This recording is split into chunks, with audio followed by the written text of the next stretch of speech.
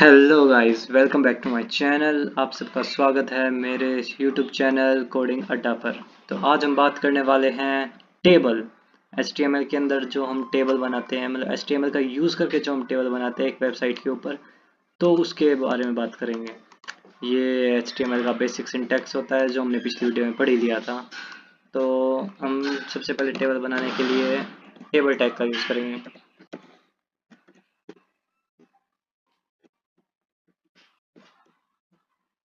हाँ, इसके अंदर तीन होते हैं जो कि मेनली यूज होते हैं। एक होता है टेबल रो, एक होता है टेबल हेड, मतलब हेडिंग के लिए जो यूज होता है, और एक होता है टेबल डाटा जो कि हमें डाटा स्टोर करने के लिए होता है। तो हम सबसे पहले लगाएंगे टेबल रो, TR। उसके अंदर क्या आएगा? उसके अंदर आएगा TH, वो होता है टेबल हेडिंग के लिए। हम पहले ही लगा देते हैं, बाद में तो क्या फर्क पड़ता है। TH, चलो एक और लिख ही लेते हैं, TH।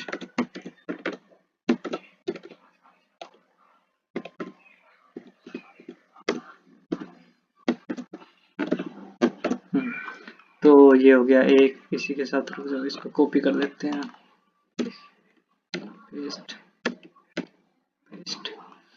तो हम यहाँ पे कर देंगे TH का TD, क्योंकि हर एक हेडिंग नहीं होती ना, तो टेबल डाटा भी तो करना है हमें। तो हम इन सबको कर देंगे डाटा में कन्वर्ट।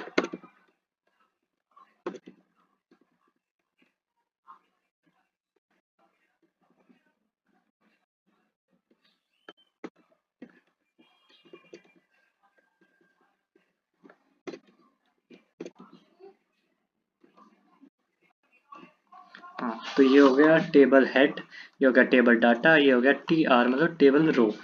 तो इसी के साथ हम इसके अंदर लिखेंगे, कुछ भी डाटा लिखेंगे, और वो होगा हमारा नेम, NAM नेम। दूसरे में हम लिख देंगे क्लास, क्लास क्लास। फिर तीसरे में हम लिखेंगे मार्क्स, और फिर हम अगले वाले में क्या करेंगे, इन्हीं के नाम लिख देंगे कोई भी, जैसे कि हो गया रवि। इसके अंदर क्लास के अंदर लिख देंगे हम 10th। मार्क्स हमारे 80 लगा लेते हैं इसके। और अब हम तीसरे वाले का नाम लिखेंगे। इस वाले में हम लिख देंगे, कुछ भी लिख देंगे। इसके अंदर हम लिख देंगे मोहित, मोहित हो गया। और इसकी क्लास भी 10th लगा देते हैं, चलो। मार्क्स इसके कम कर देते हैं 70। तो ये हो गया बेसिक टेबल का भी बेसिक सिंटैक्स, एक तरीके से ये बोल सकते हैं हम कि हम ये हो गया। तो हम इसको सेव करेंगे। इसके बाद हम इस बात करें, हम अपनी फाइल के ऊपर जाएंगे और हम इसको करेंगे रिफ्रेश। तो ये देखो, यहाँ पर आ गया, ये है हेडिंग टैग। सिर्फ नेम, क्लास और मार्क्स, ये है हेडिंग टैग की वजह से ये आया है थोड़ा डार्क, मस्त मतलब बोल्ड हो रखा है। और ये नीचे वाला हमारा था TD के अंदर जो कि था टेबल डाटा, तो ये नॉर्मल आ रखा है, ये हेडिंग की तरह और ये नॉर्मल। देखेंगे इसके थोड़े बहुत एट्रीब्यूट्स के बारे में। सबसे पहले एक एट्रीब्यूट होता है इसका बॉर्डर, BO।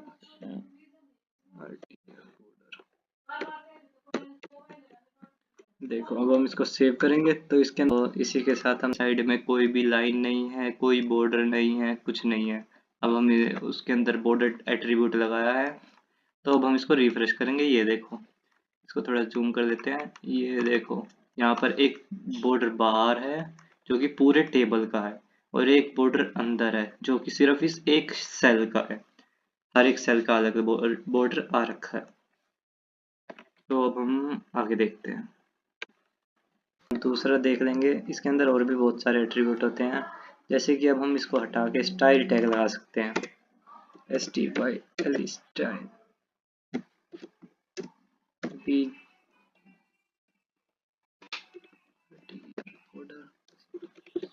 कलर।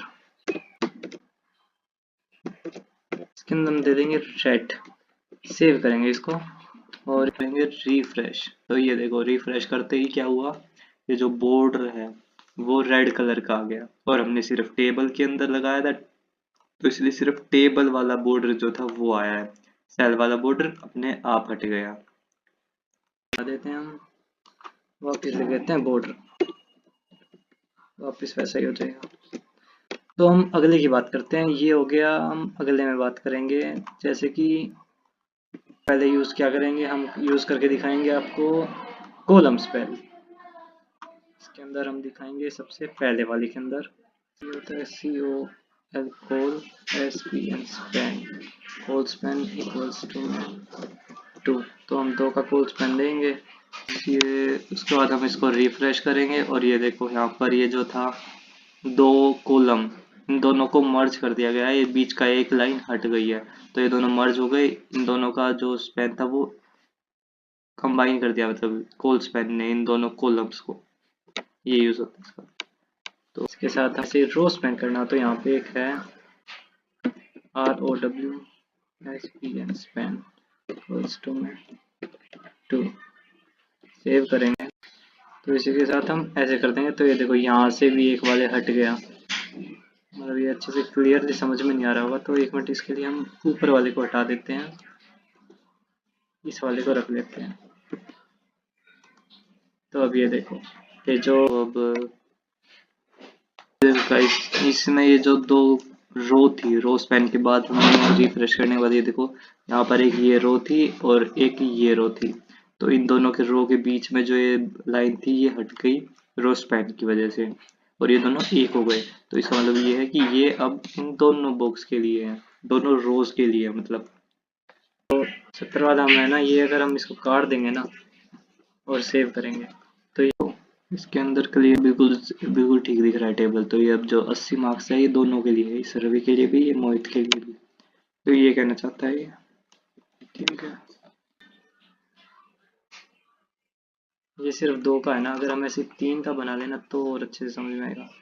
जो दिखाते हैं इसको, Ctrl+Z, यहाँ से हम कॉपी कर देंगे, कॉपी पेस्ट। अब हम यहाँ से नाम चेंज कर देते हैं,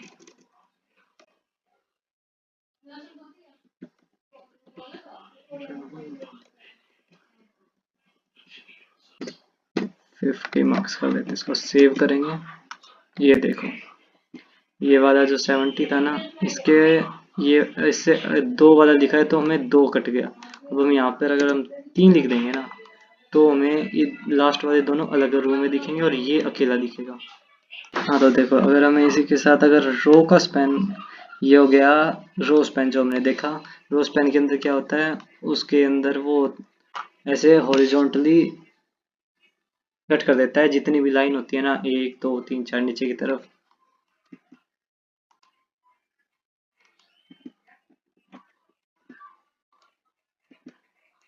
हाँ तो हमने ये दिखा देता हूँ मैं, और रोज दोबारा से देख लो, सेव कर देंगे। ये देखो यहाँ हम इसको रिफ्रेश करेंगे और ये देखो हमने रो स्पैन 3 लगा दिया, तो अब हमारे ये दोनों हट के 3 रो कंबाइन होके एक दिखा रहा है इन तीनों रोज के अंदर। ये होता है रो स्पैन। ये नंबर 2 3 4 5 जितनी रो है उसके हिसाब से नंबर डालेंगे तो उतनी रोज को ये मर्ज कर देगा। एक तरीके से ये यूज होता है। अगर हम इसी की जगह पर यहाँ पर कॉलम स्पैन डाल दें, COL कोल स्पैन, और सेव कर देंगे, तो इसी के साथ ये यहाँ पर कॉलम्स को ज्वाइन करेगा। इसके अंदर है नहीं कॉलम, तो इसको काट के ऊपर लगा देते हैं थोड़ा, Ctrl+X, ऊपर वाले में लगा दें, Ctrl+V, सेव करेंगे। ये देखो, हाँ तो देखो गाइस ये होता है, ये हो गया इसके अंदर। अगर हम इसकी वो करने हो ना, डिज़ाइन करनी हो, तो वो एक तरीके से CSS के अंदर आ जाती है, और हम डिज़ाइनिंग किसी भी तरीके से कर सकते हैं और कहीं भी कर सकते हैं। जैसे कि हम हेडिंग टैग के अंदर भी टेबल टैग डाल के उसके अंदर कर सकते हैं, या फिर हम सीधा टेबल टैग के अंदर भी कर सकते हैं स्टाइल टैग लगाकर, वो CSS का पार्ट होता है। अभी जैसे मैंने दिखाया था STY स्टाइल टैग लगाकर, इसके अंदर हम जो भी लिखेंगे वो डिजाइनिंग में आ जाएगा एक तरीके से, तो हम उसको डिजाइन कर सकते हैं।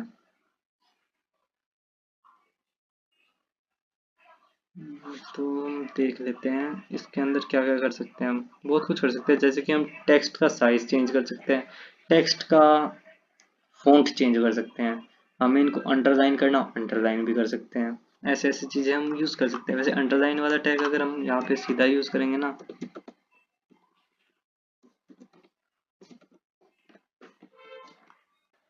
ये देखो गाइस, हम इसको रिफ्रेश करेंगे, ये देखो अंडरलाइन आ गया है। ये बोर्ड यहाँ पे बॉर्डर वाला हट गया क्योंकि मैंने बॉर्डर हटा दिया था। ये इसको दोबारा लगा देते हैं, देखो।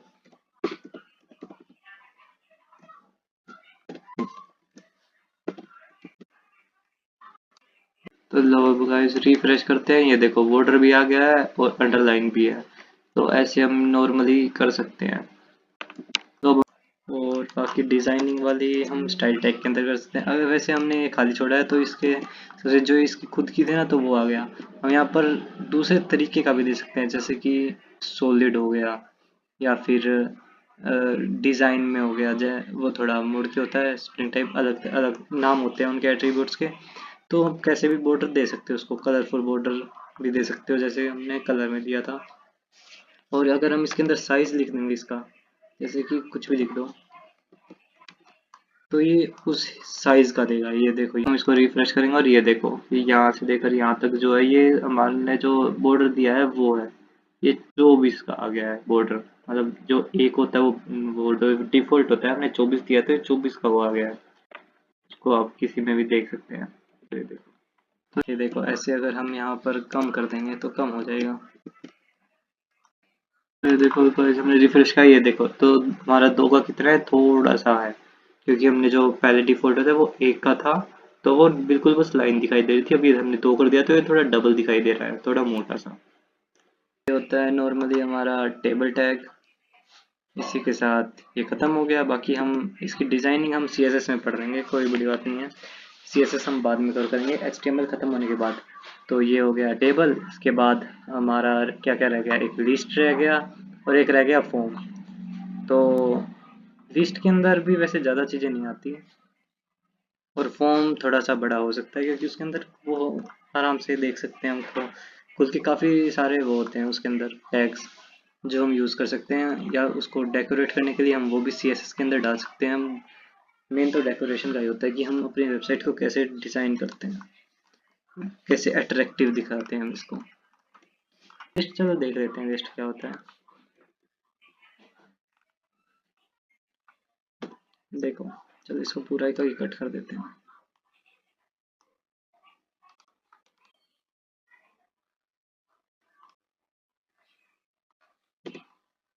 पर चलो लिस्ट भी देख लेते हैं। तो हम इसी के साथ शुरू करते हैं, लिस्ट।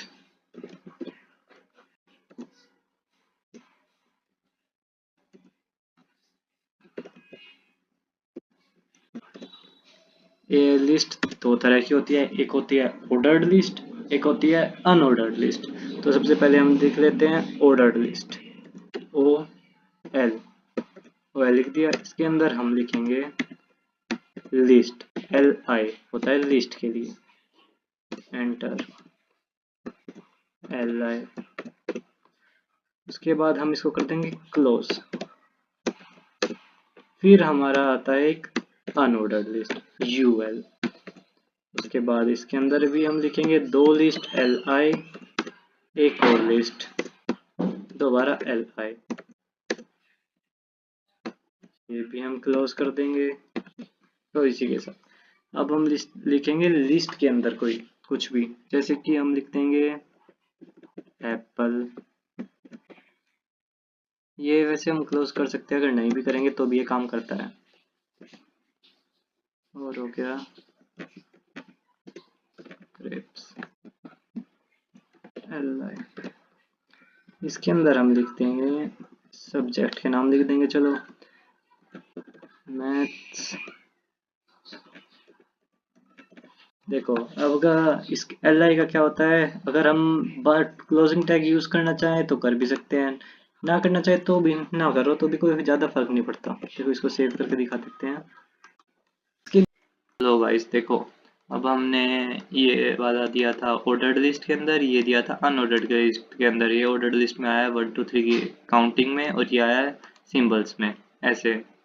डॉट आ गई इसके सामने। ये हमने li बंद किया था ये वाला, और ये वाले हमने नहीं किए थे, फिर भी दोनों दिखा रहा है, तो कोई कंपल्सरी नहीं होता, लेकिन करना चाहिए क्योंकि वो एक कंटेनर टैग है। भी वही एट्रीब्यूट है, हम सीधा लिस्ट के अंदर भी लगा सकते हैं, OL के अंदर भी लगा सकते हैं स्टाइलिंग करने के लिए, जो कि होता है हमारा CSS का पार्ट। स्टाइलिंग में क्या क्या आ जाता है, एक तो हो जाता है इनका कलर कैसा होगा, एक इसका नंबर किस तरीके के आएंगे, जैसे 1 2 आ गया, यहाँ पे रोमन नंबर में भी लिखा आ सकता है, अल्फाबेट में भी आ सकता है, बड़ा है छोटा है, अलग अलग टाइप के होते हैं ना। और अनऑर्डर्ड लिस्ट में भी ये डिफॉल्ट वाला होता है सर्कल, एक होता है बॉक्स, एक होता है ट्रायंगल, वो टेढ़े वाला ट्रायंगल, मतलब जैसे कि वो होता है ना सामने की तरफ एरो टाइप में, एक होता है वो, एक होता है स्टार, स्टार भी आ जाते हैं। तो ये सब होते हैं इसके अंदर, एट्रीब्यूट्स के अंदर जाते हैं, टैग्स के अंदर, जो हम यहाँ पर इनके अंदर लिख सकते हैं। और गाइस बस यही होता है, इसके अंदर हम वो लगा सकते हैं टैग्स एट्रीब्यूट्स, वो हम CSS के अंदर देख लेंगे। तो बस आज के लिए इतना ही। लाइक कर देना, सब्सक्राइब कर देना। अगली वीडियो में हम पढ़ेंगे फॉर्म्स।